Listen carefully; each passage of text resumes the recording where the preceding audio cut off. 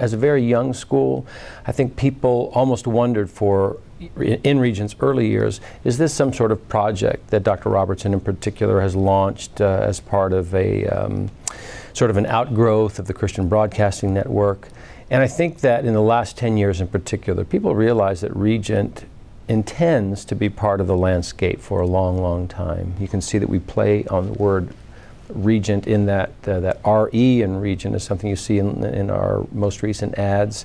We want people to rethink Regent, to re-envision Regent, so that, you know, we tell folks, if you haven't been to Regent lately or haven't seen our catalog, talked to our students, met our faculty and staff, we'd like you to rethink that and perhaps look at us again. We see Regent aligning with schools like, say, Notre Dame and BYU, in that they were faith-based, are faith-based schools, and schools who have built such strong reputations that when people think about Notre Dame and BYU, I don't think they think of their faith alignment first. Does that make sense? I think they think of them academically first. They're academically excellent institutions. And I think that's what Regent aspires to. We don't want to diminish our mission, which is certainly linked to our Christian heritage. But we do want to lead with excellence, and we want people to perceive Regent as a school that leads with excellence, and not as some, and I think it's really a minority, Paula, who still see Regent almost like a Bible college, you know, something like that, where folks are, you know, huddled in a corner, you know, holding hands and reading Bibles. And I'm not at all diminishing the importance of that in the right context, but I think Regent has come into its own as an institution, and while both Notre Dame and BYU would be aspirational peers at this level, I don't think that's going to be true for very long. You know, Regent, for all intents and purposes, has really only been around for about a quarter century. I mean, we were founded maybe 34 years ago, but for all intents and purposes, in the last 25 years, and for higher ed, that's just, we're an infant. We're really at our infancy.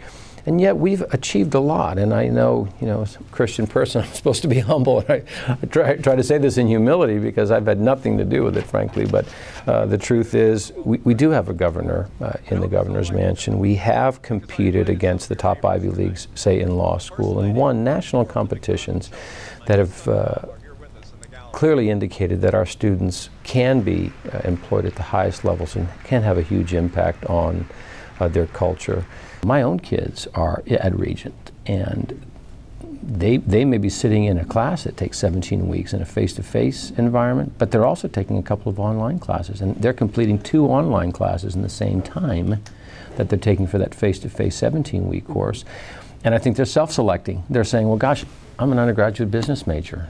Do I really want to take my art history class face-to-face? I kind of do, but gosh, if I can get it done in 8 weeks, I think I'm going to do that. So we're looking at prior learning assessments as well, Paula. We think that these are of critical importance. You know, how has your learning prepared you to complete this course or this entire program of study? Is it appropriate for us to force you to sit in a class if you can demonstrate a skill set that indicates, I know it, I know it? Those are questions that Regent and all of higher ed are asking, and those are questions that we have to continue to ask because the model is shifting beneath our feet. I think that there is an increasing tendency to see higher ed as a business, and I think that it's a two-edged sword. I think there is a danger there because we're not a business. Our output is not the same. There are a lot of business principles that relate to higher ed, and we had better take note of a place like University of Phoenix, who turns higher ed on its ear to say, you think that reputation matters in this space? How about this? We have poor reputation, but we'll become the largest institution in the country.